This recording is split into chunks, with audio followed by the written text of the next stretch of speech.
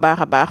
loolee tamit saa su ne ñu ciy ànd ak kii di Seydina Alioune Top. Seydina maa ngi lay nuyu di la ziar di la jox sa wàccuwaay ñu bàyyi la nga nuyu ak mbokki internet yi. Soxna Fatima maa ngi lay fay nuyoo di nuyu mbokku internet yëpp télévision nag yenn saa yi dama doon wax ne da ngay nuyoo waaye kenn du la fay ma testé xool asalaamaaleykum wa rahmatullah. mbaa nañ la fay. asalaamaaleykum. yaa ngi gis télévision nag xam nga te saa sooy door faaw nga nuyoo. moo tax maa ngi leen di nuyu bu baax di leen ziara. di leen jox seen yéegukaay ak seen wàccuwaay.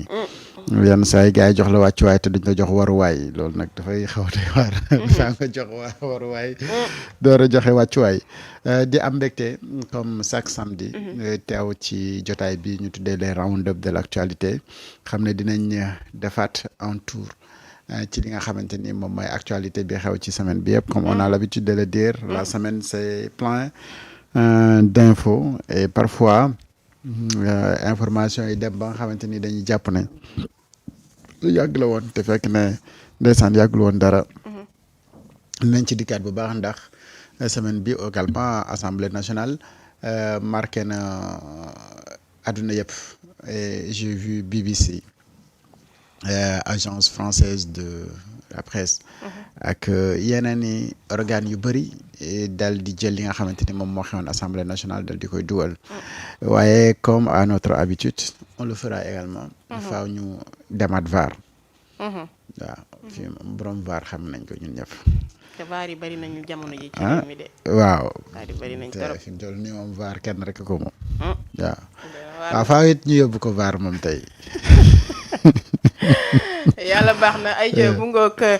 tey nag ñu fas yéene yaatal bu baax a baax ci li nga xamante ne nag mooy ndaje bu Ousmane Sonko fas yéene amal ak ñi nga xamante ne nag ñooy waa APT di coalition bi nga xamante ne moom it Ousmane Sonko gannaaw ndaje bi nga xamante ne moom le président de la République daal dina koy amaloon ni ki ay bés bi ñu génn foofee ca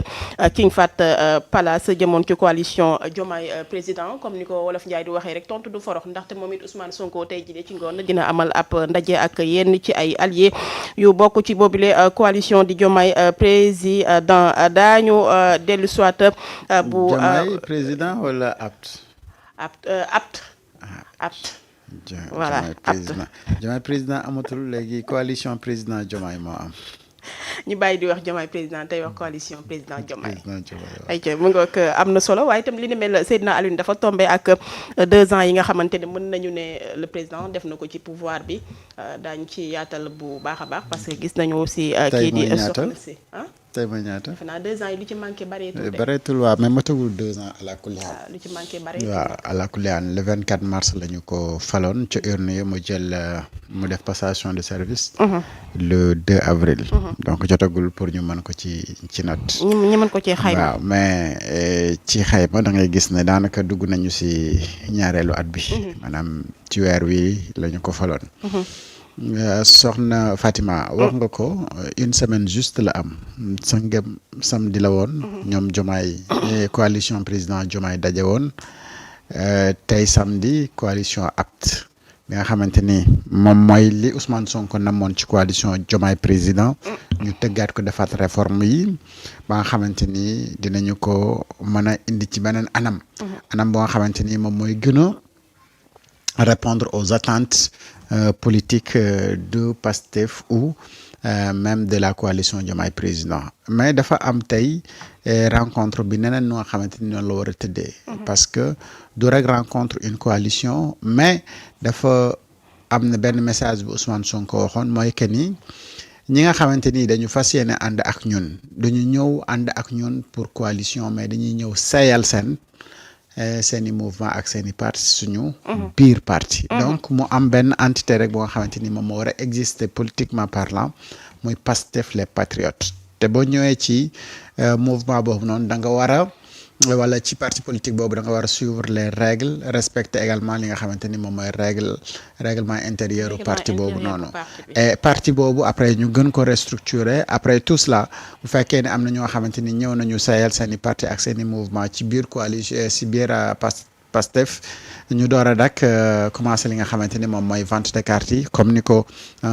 président Ousmane Sonko annoncé woon li nga xam ne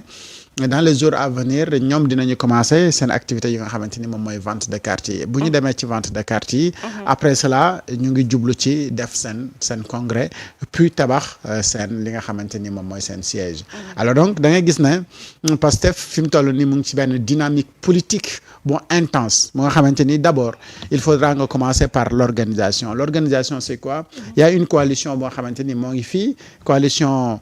bu regrouper peut-être ay organisation wala ay partis politiques yoo nga xamante ni seen dayoo demeewul noonu mais parti bi nga xamante ni moom moo ëpp doole façon bi nit ñi doon defee politique peut-être ci coalition ak yu mel noonu moom dafa am une autre lecture ci ni nga xamante ni moom la gars yi doon parce que en général gars yi dañu ñëw def ak yow coalition mais bëgg la jàpp en otage yenn yi te bu fekkee ni da nga nekk benn parti politique bu am ay ambition yu jëm yenn yi alors yooyu piège yooyu noonu da nga war a di ko tëb benn par benn et je vois que ni la stratégie de Ousmane Sonko ou de Pastef c'est aller dans ce sens-là ba nga xamante ni du am kenn koo xamante ni dina ñëw tey si ànd ak yow en politique ba pare di la te téye en otage ba ngay dem ba mu nekk benn épée Damoclès si sa kaw et aujourd'hui moo tax la rencontre de Pastef wala de Ousmane Sonko ak waa APT mu nekk lu nga xamante ni lu stratégique la parce que yemul rek ci rencontre ñi nga xamante ni ñoom ñooy mouvement yi mais ces mouvements et partis politiques dañu war a ñëw ñu seey ci biir Pastef et à partir de là nag si la ñuy door a définir une vraie stratégie politique bu nga xamante ni moom moo leen di yomb ci élection locale yi jëm en 2017 en 2027 et dem également ci li nga xamante ni moo lay yóbbu en 2029 et là est-ce que appareil bu toll noonu déjà ni Pastef rek ñu ne kenn mënu ko dékku en politique actuellement selon dayo bi nga xamante ni am na ko bu ci amee yeneen mouvement ak yeneen parti politique ñëwee rejoindre waxuma ñëw allié ak ñoom mais ñëw bokk ci biir Pastef mais donc parti boobu noonu en termes politiques ici au Sénégal ñan ñooy mën a def face ak ñoom donc tey lay doon à partir de foofu la ñuy defee ndogu à partir de 16h d'ailleurs c'est as a light jàpp naa ne man mi war naa fa teew bëgg naa fa dem xool lan moo fay xibaar lan moo fay génn ndax bu ëllëgee bu ñu ñëw di toog di wax it la ñuy wax ñii di ñu seetaan ni te amuñu woon sens su dem fo xam nan la mbir yi demee ñu mën leen décrypter ci forme bi ci fond bi ak lépp li nga xamante ni gars yi discuter nañ ko foofu lan la ak naka la ak nan la demee incha allahu rabbi donc da ngay gis ne Ousmane Sonko dafa nekk ci une dimension politique bu romb trop gaa ñi fi ñu ne bu fekkee ni gars yi dañu nekk au collège di jàng politique moom c'est un agrégé à l'université en politique parce que jiitu na leen ay ati at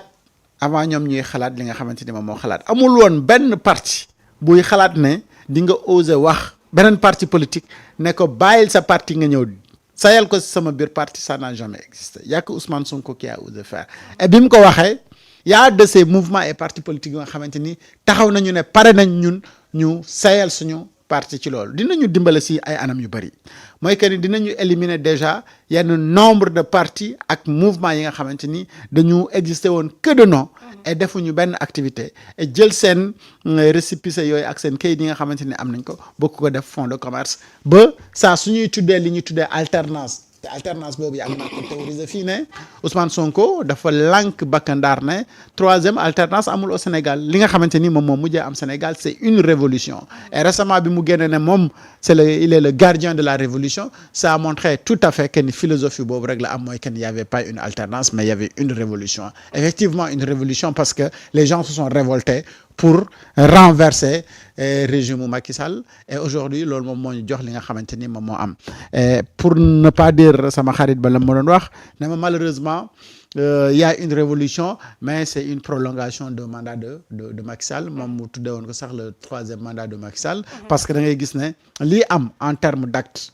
lii xew ak Macky Sall bi mu fi nekkee pratiquement même chose cela veut dire quoi que ni système ak rupture la ñu doon xeex mais ba léegi système bi moo ngi fi et ba léegi nii nit dafay am difficulté pour mu pointer le doigt ne leen lii moom mooy la rupture rupture boobu noonu tant que amul nit ñi dañuy gis ne donc c'est une continuité ci li nga xamante ni moom moo amoon te la continuité c'est quoi c'est tout simplement système bi nga xamante ni moom la fi Macky Sall tegoon amul dara lu nga xamante ni dañ na fi et malheureusement pour xeex loolu nag Pastef ou Ousmane Sonko a compris que il faudra maintenant redéfinir li nga xamante ni moom mooy les règles de jeu mais redéfinir les règles de jeu mooy defaraat mbir yi ba nga xamante ni y aura pas de ñun ñoo ñëwoon coalition bi maa leen abaloon récépissé sama siège dañ doon réunion sama nangam sangam mais essayer de bâtir tout cela autour de Pastef mu nekk benn say bi nga xamante ni ñëpp koy bokk yenu donc mën nañ jàpp ne ci ndaje bi Ousmane Sonko fileek laata 2017 dafa fas yéene joxe na ay orientation politique jëmale ko ci parti bi nga xamante ne mooy Pastef. Évidemment parce que Ousmane depuis quelque temps il ne cesse de te dire que ni dañu war a réorganiser waat restructurer waat li nga xamante ni moom mooy le parti Pastef. Il est conscient que ni y a énormément de choses yu nga xamante ni c'est à refaire dans Pastef parce que en termes d'organisation quand même da ngay gis que ni am na quelques manquements yu nekk ci biir Pastef comme les coordinations yi nga xamante ni ay coordination provisoire la loolu explication bi c'est très simple et que chaque jour Ousmane Sonko di la ko wax mooy que ni bébel boo xamante ni dafa judd may ñu ko sax mu jàng raam bay jàng dox dafa judd rek ñu ne ko tey nga daw mbaa nga dee mu ne poccet commencé nag nekk ci ay affrontement xam nga ku nekk ci raak doo tal defaru instant boobu noonu ñoom ci raak la ñu nekkoon léegi nag comme jógee nañ ci raak bi li nga xamante ni moom moo am mooy structuré mais ci moment bi ñu nekk ci raak bi dafa am ay sympathisants ak nit yu nga xamante ni dañu rejoindre Pastef mais masse bi nu mu toll c'est incontable c'est-à-dire nit mënu la wax nu mu toll et loolu pour nga tey nga organiser ko il te faudra nga restructurer waat li nga xamante ni moom mooy sa parti et c'est un travail bu nga xamante ni boo amul benn xam-xam politique bi mënoo ko def et Ousmane Sonko c'est ce qu'il est en train de faire et il le réussit très bien et à côté am na ñeneen ñu nga xamante ni mais dañu am seeni mouvement ak seen parti mais il s'identifie également ci idéologie wu Pastef wala ci idéologie Ousmane Sonko parce que en réalité tout ce qui vient à Pastef c'est tout simplement l'idéologie de Ousmane Sonko moom moo leen fa indi parce que ñi ngay wax yëpp dañ la man benn repère rek laa am comme ni ko Samba di faral di waxee mooy benn boussole moo fa am Ousmane Sonko et donc c'est lui qui donne les orientations donc moom puisque mooy incarnation parfaite bi nga xamante ni moom la gaañi di bëgg di topp et il réussit quand même à bien manager tout ce beau monde là parce que parti bu fi amoon dayo mi nga xamante ni moom la Pastef am manque d'organisation bi Pastef am en termes de structuration organisation ci yenn gox yeeg goxaat yi konoon doo réussir aujourd'hui li nga xamante ni Ousmane Sonko mu ngi koy réussir mais s'il le réussit c'est parce que son leadership ak li nga xamante ni moom lay woote ñii ñëw di ko fekk si dañu gëm ni loolu mooy li gën moom mooy ki nga xamante ni moom mooy éclairer vision bi ñoom ñëpp ñu bokk et je pense que tey li nga xamante ni mu ngi commencé di ko réussir et tey la rencontre dina la commencer édifier ci nan la ñuy def pour réorganiser parce que bu fekkee ni da nga bëgg gars yi ñëw rejoindre Pastef loolu amagul mënagoo commencer di jaay les cartes de membres donc yooyu yëpp il faut mu am pour que ñeneen ñi nga xamante ni dañu bokkoon ci yeneen i mouvement ak yeneen i partis politiques finalement ils vont se retrouver avec benn carte de membre wu Pastef donc ils seront des membres à part entière de Pastef et à partir de là nga mën a def congrès ñu defaraat organisation bi kenn ku si nekk monter ay cellules et cellules yooyu noonu ñuy monter et les organisations ñu commencer def l'animation de base parce que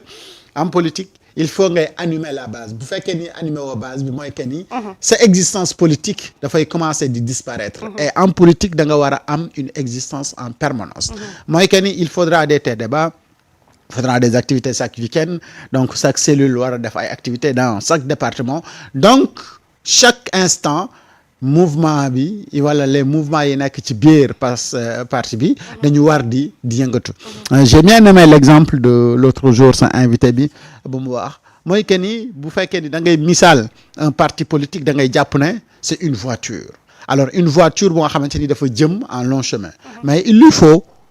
ay roues yu baax et que ces mouvements là moom mooy roues yi nga xamante ni ñooy permettre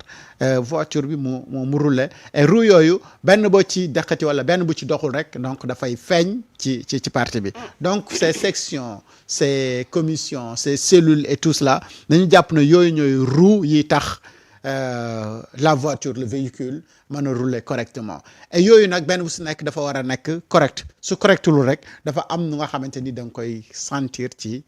parti politique boobu moo tax aujourd'hui c'est que Ousmane Sonko est en train de faire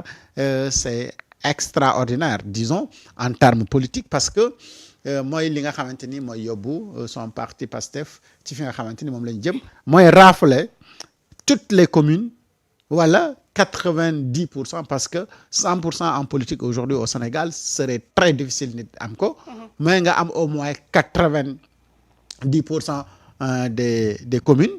mais boo fu jógee nga xam ne si benn échéance électorale nga jëm bu décisif parce que c'est le rendez-vous d'un homme ak son peuple et rendez-vous boobu peuple bi ñi ci ëpp bugguñu mu nekk rendez-vous keneen ku dul rendez-vous Ousmane Sonko ak les Sénégalais et pour loolu nga mën ko defar il faudra nga préparer wu en 2027 pour nga am lu nga xamante ni da nga koy teg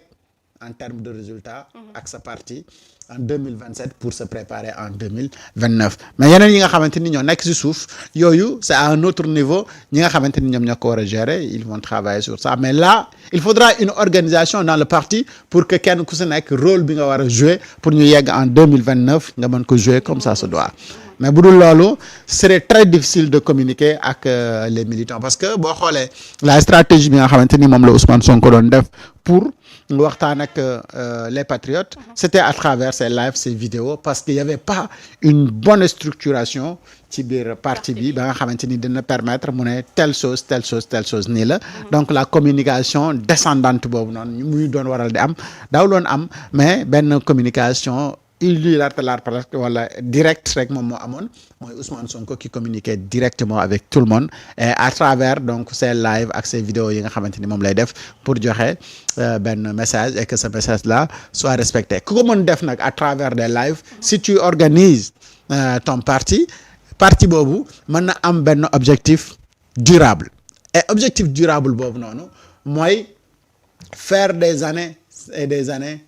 au pouvoir et loolu nag pour nga mën ko def il te faut une très bonne organisation et aujourd'hui man ce que je vois en politique au Sénégal ce qui existe en tout cas pour le moment ak organisation bi nga xamante ni moom la Pastef am ak fi Pastef bëgg a dem mooy que ni si Pastef est bien structuré bien organisé 50 ans au pouvoir mën na ko def sans mu am benn problème pour am benn adversaire dans le chéquier politique parce que li nga xamante ni moom nga gis muy def en termes de politique en termes de résultats et en termes de production de c'est-à-dire de kàngam yi nga xamante ni ils défendent l'idée de Ousmane Sonko ou la vision de Ousmane Sonko par rapport ak le projet politique bi nga xamante ni moom la ñuy jaay askan wi bu fekkee ni dynamique boobu dakkul d'ici 50 ans je ne vois pas qui peut wala qui pourra te proposer et lui opposer donc parti Pastef en tant que organisation politique bon je ne le vois pas pour le moment mais nag xam nga politique mooy loo xamante ni du ëmb day xëy rek wasin et mën na dans les années à venir benn quelqu'un inattendu débarquer dans l'espace politique comme ni ñu ko amee ci Ousmane Sonko mais façon wala xeetu nit yi mel ni Ousmane Sonko c'est parfois très rare très rare quasi inexistant xam nga depuis Afrique di Afrique ba tey le berceau de l'humanité yaa ngi ci door a gis benn figure politique bu mel ni Ousmane Sonko xam nga auparavant yeneen dëkk yëpp ñu la doon wax dafa am une révolution am ko incarné et cetera c'était pas des hommes ordinaires comme ni Ousmane Sonko enfin quand je qualifie ordinaire mooy que ni c'était pas des gens yu nga xamante ni c'était des civils yu nekkoon dans la société c'était des fonctionnaires et cetera yu nga xamante ni dafa am lu ñu doon bañ ba